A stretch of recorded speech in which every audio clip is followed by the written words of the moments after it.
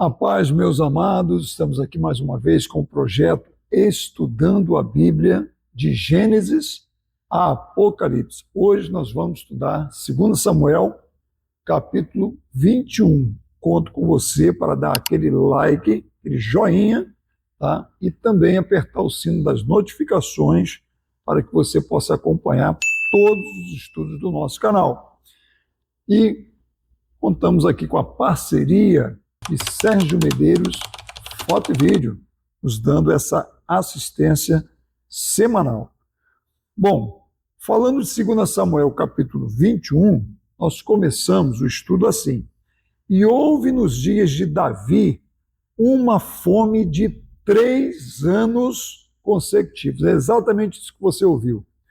Depois que parecia que o governo de Davi finalmente iria encontrar um tempo de paz, depois que ele enfrentou a rebelião contra Absalão, seu filho, contra Seba, logo depois, e venceu essas rebeliões, aí vieram 3 anos consecutivos de fome. Não foi 1 ano, nem 2, 3 anos consecutivos. E aí Davi, naturalmente, consultou o Senhor. Por que o Rio Jordão baixou tanto ao ponto de não conseguir ter água suficiente para abastecer a agricultura de Israel, que depende tanto do Rio Jordão, que é o maior rio de Israel, né? E podemos dizer que é o único que tem o seu leito durante todo o ano, que os demais rios, né, eles, na maioria das vezes, dos anos, eles ficam parte do ano seco, tá? E só tem água quando o leito do Jordão enche, tá ok? Hoje, nos dias de hoje, 2025, de uns anos para cá, Israel, uma cidade, né, uma potência mundial, eles já desenvolveram tecnologia para tirar o sal das águas do Mediterrâneo, e hoje eles até conseguem plantar no deserto com essas águas dessalinizadas, quer dizer, eles tiram o sal da água, num processo tecnológico extraordinário, e por cotejamento eles conseguem plantar e até exportar tâmaras e vários outros tipos de frutos plantadas no deserto da Judéia.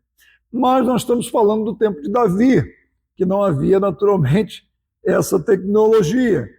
E aí houve fome 3 anos consecutivos. E aí Davi naturalmente foi buscar ao Senhor. E sabe qual foi a resposta do Senhor para Davi, irmãos?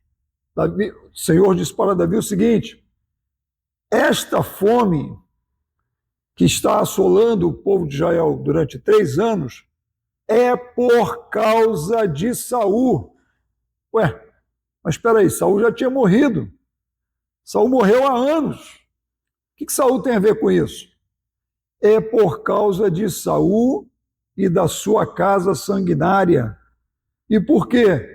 Porque ele matou os gibeonitas. Porque ele matou os gibeonitas, essa injustiça precisa ser punida, ok? Ela precisa ser julgada e removida. Então, por causa do ato de Saul, a fome está assolando Israel. Então, deixa eu te ensinar algo muito importante que nós, nos dias de hoje, parece que não atentamos. Existem leis espirituais, leis, como há leis aqui na Terra, leis de trânsito, né, leis civis, todas as formas, né? Nós temos a nossa Constituição, nós temos, enfim, o Código Civil, que regulamenta as leis no nosso país. Existem também leis espirituais, ok? Então, quando Saul ele mata os gibeonitas, ele está quebrando uma lei espiritual, um juramento que Josué fez com os gibeonitas lá atrás, quando Josué entrou no território de Canaã, e fez esse julgamento. Nós vamos ver isso daqui a pouco. Então havia uma dívida espiritual contra os gibeonitas, uma injustiça que chegava aos céus, que estava sem resposta, um julgamento que estava sem remoção, ok? Mas agora Deus veio para cobrar. Então, a Bíblia, por exemplo, olha como é que as leis espirituais existem. A Bíblia afirma que o sangue de Abel ainda fala. Hebreus capítulo 12, versículo 24, fala sobre isso. O sangue de Abel, Abel filho de Adão, que foi o primeiro sangue humano inocente derramado na terra, que contaminou o planeta. Esse sangue, ele ficou clamando por justiça, e essa justiça, ela foi removida, tá? Essa injustiça, melhor dizendo, foi removida pelo sangue de outro justo, que nos remiu, que foi o sangue de Cristo, que liberou perdão lá na cruz para todos aqueles que confessam a Ele como Senhor e Salvador. A estes, a justiça de Cristo os alcançam e eles se tornam justificados perante a Deus. Enfim, e aí você às vezes não entende por que famílias, por que ruas, por que bairros, por que cidades, por que estados, por que países até estão escravizados sob uma pena, sob uma dívida, nunca prosperam. É só você fazer uma pesquisa histórica. Faça uma pesquisa histórica sobre aquele lugar e ali sabe o que você vai encontrar? Injustiças para serem julgadas. Você vai encontrar sangue inocente derramado, crianças que foram abusadas, crianças que foram sacrificadas, genocídios, como no passado aqui, genocídio de índios, escravos torturados, escravas estupradas, balas perdidas encontrando inocentes, tá? Crianças, trabalhadores, que bandido não sabe atirar, ok? Não tem treinamento, sai atirando para todo lado quando entra em confronto, tá? Com a polícia, ok? E aí é bala perdida voando para todo lado. É a alta corte suprema prendendo inocentes, aplicando penas desproporcionais em pessoas que não deveriam estar sendo julgadas naquele fórum, porque é um fórum inadequado, pessoas que deveriam estar sendo encaminhadas para a primeira instância, que deveriam ser encaminhadas pela polícia ou pelo Ministério Público e não de ofício por um advogado ministro da Suprema Corte, corrupção política em todas as esferas. Então, irmãos, e eu poderia ficar falando aqui o tempo todo sobre várias e várias injustiças que nós temos visto, sangues inocentes que estão acontecendo no nosso país, em várias cidades, em vários estados. E todas essas injustiças, elas vão chegando aos céus. E aí a gente vai vendo o nosso país, um país com o potencial que tem, riquezas extraordinárias, riquezas minerais, riquezas de todas as sortes, riquezas, belezas naturais. Nós poderíamos estar aqui nos enriquecendo com o turismo, né?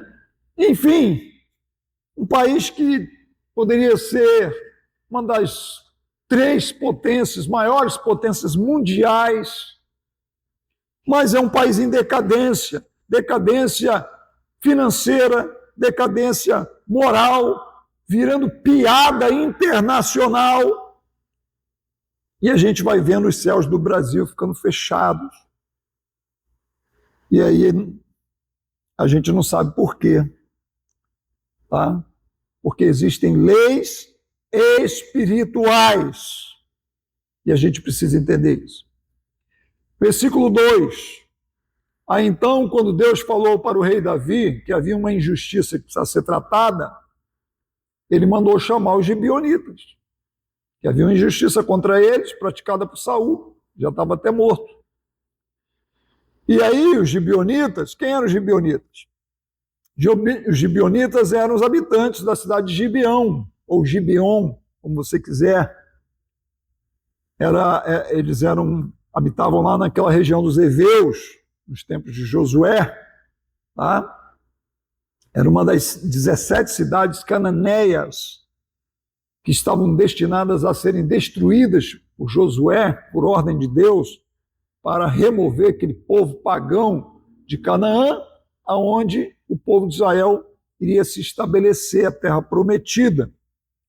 Mas os gibeonitas, espertamente, quando viram que Josué estava conquistando as cidades, destruindo as cidades, inclusive já haviam destruído Jericó, uma das grandes cidades com aquelas muralhas de 9 metros de largura, eles, espertamente, mandaram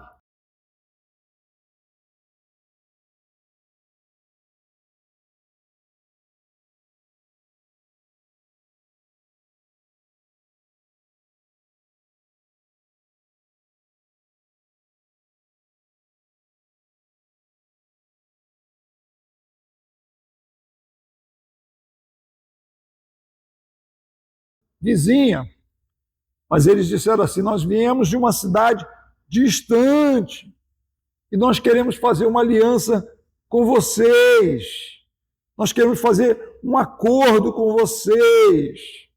Olha só como é que nós viemos de uma cidade distante, olha como é que está as coisas, as nossas sandálias estão gastas, nossas roupas estão velhas e rasgadas.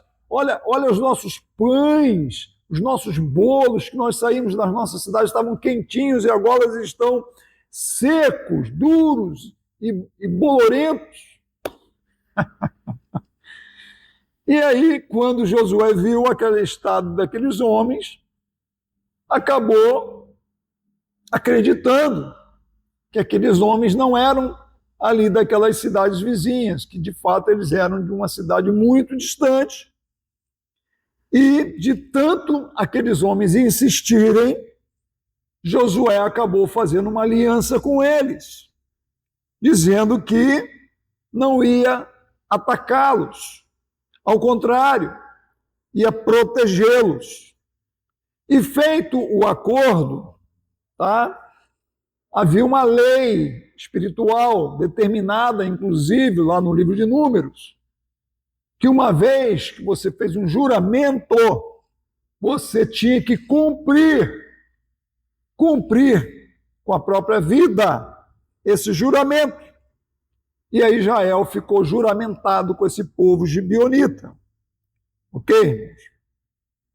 Mas, depois, nós vamos ver que Saul, ele quebrou esse juramento.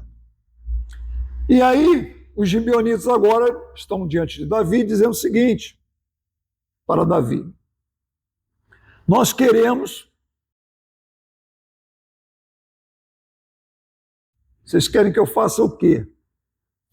E os gibeonitas disseram o seguinte: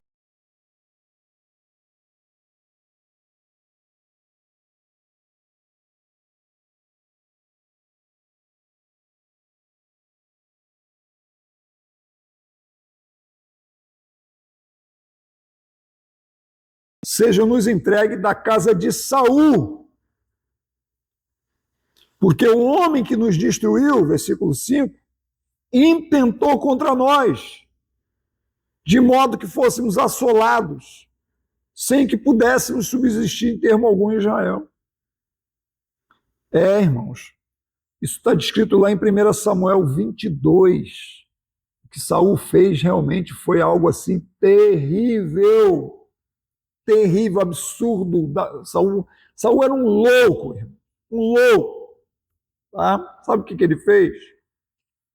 Saul, quando chegou lá em Gibeão, com aquele ódio mortal de querer matar Davi, ele chegou lá em Gibeá, está descrito lá em 1 Samuel 22, ele chegou lá em Gibeá e ficou sabendo que Davi havia passado por ali. Gibeá é uma região que está na tribo de Benjamim. Benjamim é a tribo de Saul. E ele começa a falar com o povo da sua terra natal. Tá? E ele começa a dizer, será que Davi vai premiar vocês mais do que eu? Vocês vão ficar escondendo Davi de mim? E aí um camarada chamado Doeg diz o seguinte, meu senhor, eu vi o sacerdote Aimeleque protegendo Davi. Inclusive, deu a ele a espada do Golias. Sabe aquela espada do Golias que o Davi acertou uma pedra na cabeça dele, ele tonteou, caiu e depois Davi foi lá, pegou a espada dele e cortou a cabeça? Eu vi o Aimeleque dando a espada a ele. Aquilo enfureceu Saul, irmão. E o Saul mandou chamar o Aimeleque. E com ele, 85 sacerdotes ali daquela região. E aí, o Aimeleque, que não sabia de nada, que quando Davi passou por ali, o Davi simplesmente pediu ajuda, mas o Aimeleque não sabia que Davi estava fugindo de Saul. De maneira que Aimeleque o ajudou sem saber que Davi era um fugitivo de Saul. E inocentemente o ajudou. Mas Saul entendeu que Aimeleque era um traidor e que juntamente com ele os 85 sacerdotes, e mandou matar aqueles sacerdotes todos. Exatamente isso que você está ouvindo. De maneira que os guardas de Saul não quiseram matar, tiveram temor a Deus, disseram, não, nós não vamos matar sacerdotes. E aí Saul, enfurecido, como é que vocês não vão matar? E aí o Doeg, o fofoqueiro Doeg, ele foi lá e pegou a espada e matou 85 sacerdotes. E aí aquele sangue inocente de 85 sacerdotes de Israel, irmão, foi derramado ali em Gibeá, na terra dos gibeonitas. E aí agora o gibeonita está falando para Davi, nós queremos 7 homens da família de Saul para que os enforquemos ao Senhor como justiça em Gibeá de Saul. É isso aí. Tá? Nas terras do rei Saul, da tribo de Benjamim, onde fica a região de Gibeá, aqui mesmo, em Gibeá, nós vamos enforcar 7 homens da família de Saul para remover esse sangue inocente de 85 sacerdotes que ele matou aqui na nossa terra, trazendo maldição para a nossa terra. E aí o rei Davi disse, eu darei esses 7 homens da família de Saul. Versículo 7. Porém o rei poupou Mefibosete, porque Mefibosete era da família de Saul, filho de Jonatas.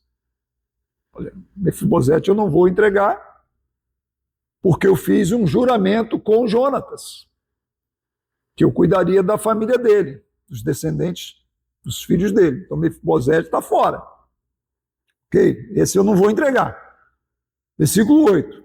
Mas tomou o rei os 2 filhos de uma mulher chamada Rispa, que tinha filha de Aiá, que tinha tido de Saul, tá? 2 homens chamados, um chamava-se Armone e o outro chamava-se Mefibosete também. Um homônimo. Mas não é o Mefibosete, filho de Jonatas. É o Mefibosete, filho de Rispa. Então Davi entregou esses 2 e entregou 5 filhos, irmãos. Imagina uma mulher perder 5 filhos de uma vez. 5 filhos da irmã de Mical. Mical, filha de Saul. Quem era Mical? Esposa de Davi. Aquela Mical que Davi, na sua alegria, lembra? Quando Davi, ele, na sua alegria, trazendo a arca, Mical o criticou Davi. E diz o texto que a partir dali, Davi nunca mais a procurou e ela morreu estéril. Pois é. Então, a Mical tinha uma irmã e essa irmã tinha 5 filhos. Tá? E ela era filha de Saul, então entregou 5 filhos dessa mulher. E entregou esses 7 homens às mãos dos gibeonitas, os quais os enforcaram lá no monte perante o Senhor. E aí caiu, esses juntamente foram mortos, exatamente nos dias da colheita, tá? No princípio, no período da colheita da cevada. E aí essa rispa, irmão, perdeu 2 filhos. O que ela fez? Ela pegou aqui diz um pano de silício, na verdade um saco de silício, que era uma roupa feita de um material grosseiro, áspero, com pelos de cabra, às vezes de camelo, que na Bíblia, né, associada a arrependimento, associada a contrição, simboliza uma forma de penitência, de humilhação diante de Deus. Ela pega esse pano e ela vai lá na pedra, né, onde estão seus filhos mortos, e desde o princípio da colheita até que caia chuva, ela fica ali, sobre os seus filhos mortos. E não permite que as aves de rapina venham pousar sobre os seus filhos, tá? E nem os animais da noite. Então ela fica dia e noite, aquela mulher fica dia e noite cobrindo-se com aquele pano de humilhação e protegendo os cadáveres dos seus filhos sobre aquela pedra depois que eles foram enforcados. Tá? E essa cena horrorosa,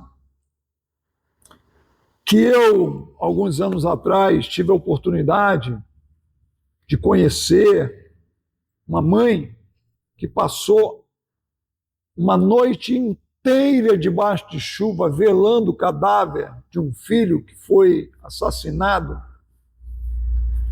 e não removeram o corpo, só foram remover o corpo no dia seguinte, pela manhã. Ela passou desde o início da noite até o outro dia da manhã, ali velando o corpo na rua, debaixo de chuva, né? Porque mãe é mãe, né, irmãos? E ali ficou velando aquele corpo. Eu a conheci, era uma pessoa chegada a mim, essa pessoa. E aí me fez lembrar, porque essa rispa fez isso. Mas ela ficou dias ali, ó, velando o corpo dos seus 2 filhos. E esse ato, irmão, chegou até Davi. Alguém disse a Davi: olha, a rispa está lá há dias, velando o corpo dos seus 2 filhos, para que nenhuma ave de rapina, para que nenhum animal da noite venha lá devorar, comer os cadáveres dos seus filhos. E ela está lá com um saco da humilhação, né, de silício e etc e tal. E aquilo tocou o coração de Davi. Então Davi falou: não, eu preciso dar um sepultamento digno a esses homens. E Davi então foi, e para que o sepultamento fosse de fato digno, ele foi lá e mandou trazer os ossos de Saul, os ossos de Jonatas, seu filho, que estavam enterrados lá na cidade de Jabes-Gileade, que foram aqueles homens que pegaram os corpos, que ficaram pendurados. Lembra que os filisteus mataram Saul, Jonatas e penduraram os seus corpos para que todo mundo visse, ficaram expostos lá pendurados, enforcados e pendurados, pois essa cidade, esse povo de Jabes de Gileade foi lá, tiraram e sepultaram para dar dignidade, né? Para não ficar os corpos do rei e do seu filho pendurados. E Davi agora vai lá e pega os ossos de Saul e seu filho Jonatas, tá? E faz subir esses ossos junto com esses 7 enforcados e manda enterrar, sepultá-los, tá? Lá na terra de Benjamim, que é a cidade, a região natal de Saul, na cidade de Zela, a sepultura do pai, no seu pai quis, tá? E aí Davi, ele faz isso para poder trazer compaixão ao coração daquelas mães que perderam esses 7 filhos, tudo bem? E dignidade também à família real antes dele, tudo bem? E o texto vai encerrando quase que por aqui, dizendo que depois que Davi fez isso, aplacou a terra. Deus se aplacou com a terra. Isto é, aquela injustiça que Saul havia feito, que manchou e que quebrou leis espirituais, foi redimida, foi removida e a terra ficou aplacada. De tal forma que a partir do versículo 15, quando os filisteus se levantaram de novo contra Israel, Deus dava vitória a Israel sempre, irmãos. Várias vezes os filisteus se levantaram contra Israel e todas as vezes Israel venceu. Por exemplo, versículo 15, tiveram mais os filisteus uma peleja contra Israel. Desceu Davi com eles, seus servos, tanto pelejaram contra os filisteus, que Davi chegou a se cansar. E teve um gigante, dentre os filisteus havia uns gigantes, um cara chamado Isbi-Benob, bicho grandão, que a lança do cara pesava quase 4 quilos. E fora a espada, tá? Ele tinha a espada e uma lança que pesava uns 4 quilos. E ele já ia matando Davi, irmãos. Aí o Abisai, sobrinho de Davi, irmão de Joabe, foi lá e matou esse gigante. E aí nunca mais deixaram Davi sair à guerra para não se expor. Depois, um outro gigante se levantou, aí o Hanã foi lá e matou esse outro gigante. Depois houve outra guerra, né, dos filisteus contra Israel. Aí um homem chamado Jonatas, não o filho de Saul, o Jonatas, filho de Simei, irmão de Davi, foi lá e matou. Enfim, Deus deu vitória a Israel contra todas as guerras de Davi, de Israel contra os filisteus, de maneira que Davi passou a ser conhecido como matador de gigantes. Amém? Porque a terra foi redimida. Então essa é a lição para nós, as leis espirituais. As leis espirituais, e nós devemos observá-las, não esquecê-las e cuidar para que nós possamos andar em justiça. Amém, amados? Deus abençoe, que você aprenda com esse texto. Beijo no coração e até a próxima quinta-feira.